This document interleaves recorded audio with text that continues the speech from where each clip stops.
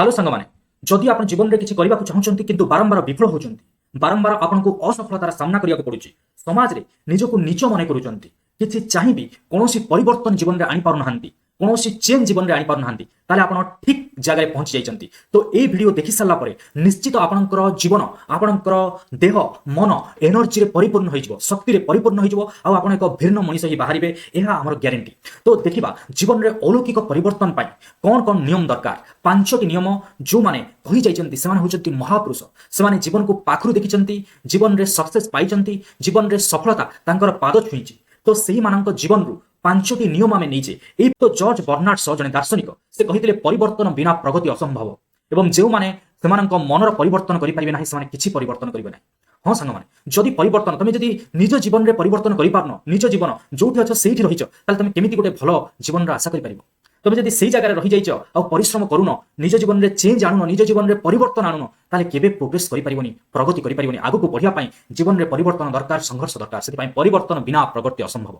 तो परिवर्तन करंतु जीवन में आ मन को परिवर्तन करंतु जो मन तुम 10 वर्ष तले थिला से मन एबे आ रहिबा दरकार नहीं जो मन 5 वर्ष तले थिला से मन को निश्चित चेंज करंतु आगु को बढ़िया पाई चेष्टा करंतु। तो वर्तमान जीवा द्वितीय नियम निरंतर प्रचेष्टा नेपोलियन हिल कहले शक्ति और अभिवृद्धि केवल निरंतर प्रचेष्टा और संघर्ष माध्यम आसे। शक्ति और अभिवृद्धि शक्ति माने स्ट्रेंथ तुम पावरफुल केते हम पावरफुल अभिवृद्धि ग्रोथ जीवन में वृद्धि केते हम जीवन में उन्नति केते हम से निरंतर प्रचेष्टा निरंतर माने थकी जीवनी निरंतर चेष्टा कंटिन्यूअस इफर्ट एंड स्ट्रगल संघर्ष जीवन माने होची संघर्ष संघर्ष रे आमे हारि जीवा नाही संग माने।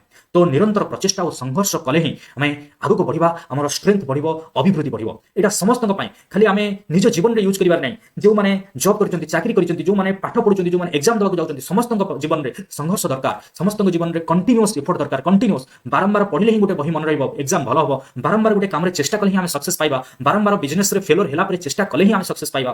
तो द्वितीय नियम कंप्लीट है एबे जीवा तृतीय नियमटा मो मन को कहीं छुई जाए मुझे जानी बहुत बड़ ये स्टेटमेंट बहुत बड़ ये जो वाक्यटी कहते ब्रूसली होती जड़े फाइटर जे मुक्काबाजी करती जो आम जानी समस्ते जो मैंने सब आम स्टेज उपर देखते मुह को जो मैंने मारती सब आम बक्सिंग प्लेयर तो भर ये होती जड़े आउ ये बहुत कम वर्ष बयस मृत्युवरण करते। तो लाइनटा था मुझे व्यक्ति को भय करे ना जे 10,000 प्रकार किक मात्र थरे अभ्यास करी व्यक्ति को भय करे जे गोटे किक को 10,000 थर अभ्यास कर माने कौन सांग माने से कहते ब्रूसली कहते जे 10,000 टाइप माने 10,000 प्रकार किक मारी पारुची मते ताकू डर लगे मते ताकू डर लगे जे गोटे किक मारुची किंतु 10,000 थर से किक को अभ्यास करिछि माने से किक एते 10,000 थर से अभ्यास करिथो माने तार से गोटे किक रे एते पावर थिबो एते स्ट्रेंथ थिबो मु हारि जिवि से गोटे किक रे। तो सेति पई सांग माने एठी कहूची तुम मानकू गोटे काम कर 10,000 थर कर बही सेंति विद्यार्थी मानकू कहूची बही पढुचंती एग्जाम पई प्रिपेयर करूचंती गोटे बही पढंतु गोटे बही को बारंबार पढंतु किंतु 10टा बही को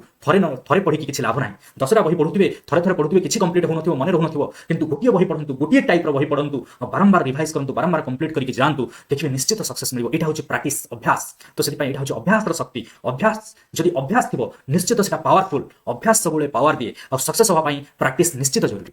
वर्तमान जी बात चतुर्थ इनफॉरमेशन चतुर्थ रूल कोन चतुर्थ नियम कोन आपण किपरि हेबे सक्सेस पाइबे ना नाही सक्सेस हेबे सफल हेबे कि विफल हेबे ता दीटा जिनिस ऊपर डिपेंड करे दीटा जिनिस ऊपर निर्भर करे। चतुर्थ नियम कहूची कोन कहूची आपण 5 वर्ष पर केउठी पहुंचबे आज आप जो वर्ष अच्छा 5 वर्ष पर आप कौन होगा चाहते किसी पिला चाहते मु डाक्तर हेबी किसी पिला चाहते मु इंजीनियर हेबी किसी पिला चाहते मु IAS officer heavy OS officer heavy कौन हेबे 5 वर्ष पर गोटे भल बिजनेसमैन हेबी गोटे भल मनीष हेबी 5 वर्ष पर आप कौन हेबे सेटा दीटा जिनिस ऊपर डिपेंड करे कौन गोटे होची आप पढुवा बही आज आप कौन पढुचंती आ को प्रकार लोक सहित मिशुचंती सांग माने आपण मानकू मु चिठी देबाक चाहे जदि आपण पुअर गरीब लोकंक सहित मिशुचंती ताले आपण 5 वर्ष पर कि 25 वर्ष पर कि 30 वर्ष पर गरीब ही हेबे जदि आपण धनी लोकंक सहित मिशुचंती 5 वर्ष पर निश्चित धनी हेबे। मु धनी लोकंक सहित मिसिवा कथा माने कहूनी जे आपण गरीब श्रेणी बा एवरेज श्रेणी रे अछंती मु भी निजे जने गरीब पिला मु एया कहूनी जे आपण गरीब होइतिबे आ जे 5 स्टार होटल रे लोक मान सहित मिसिबे सेया नुहे आपण रिच श्रेणी माने आपण गरीब श्रेणी रे हेई मध्य सबले रिच लोकंक फॉलो करथिबे रतन टाटा को फॉलो करथिबे अंबानी को फॉलो करथिबे माने तांको जीवन शैली से माने कोन करि केते ऊपर जाइछंती सेटा कहिबार मीनिंग होछि सेटा आ किपरि बही पढुचंती आपण आज जो बही पढुचंती 5 वर्ष पर सही परि हेबे। তো ঠিক কথা এটা। ଆପଣ 5 ବର୍ଷ ପରେ କେଉଁଠି ପହଞ୍ଚିବେ ଦେଖନ୍ତୁ କ'ଣ ଲେଖା ହେଇଛି। ଆପଣ 5 ବର୍ଷ ପରେ କେଉଁଠି ପହଞ୍ଚିବେ ତାହା ଆଜି ଆପଣ ପଢୁଥିବା ବହି ଏବଂ ଆପଣ ମିଶୁଥିବା ଲୋକଙ୍କ ଉପରେ ଆଧାରିତ। ଆପଣ କିପରି ଲୋକଙ୍କ ସହିତ ମିଶୁଛନ୍ତି। ଆପଣ ଯଦି ଚୋରଙ୍କ ସହିତ ମିଶିବେ ଚୋର ହେବେ, ମଦୁଆଙ୍କ ସହିତ ମିଶିବେ ମଦୁଆ ହେବେ, ଭଲ ଲୋକଙ୍କ ସହିତ ମିଶିବେ ଭଲ ହେବେ। ତ ଗୋଟେ ଷ୍ଟୋରି ଆ ଉପରେ ମୋର ମନେ ପଡୁଛି। ଗୋଟେ ପିଲାଟେ ଗୋଟେ କ୍ରିକେଟ ଷ୍ଟାଡିୟମ ପାଖରେ ରହୁଥିଲା। କ୍ରିକେଟ ଷ୍ଟାଡିୟମ ପାଖରେ ତାଙ୍କର ଛୋଟ ଘର ନଥାଏ। ସେମାନେ କୁଡ଼ିଆ କରି କ୍ରିକେଟ ଷ୍ଟାଡିୟମ ଅଛି, ଷ୍ଟାଡିୟମ ପାଖରେ କୁଡ଼ିଆ କରିକି ରହୁଥାନ୍ତି, ନିଜର କିଛି ଘର ନାହିଁ।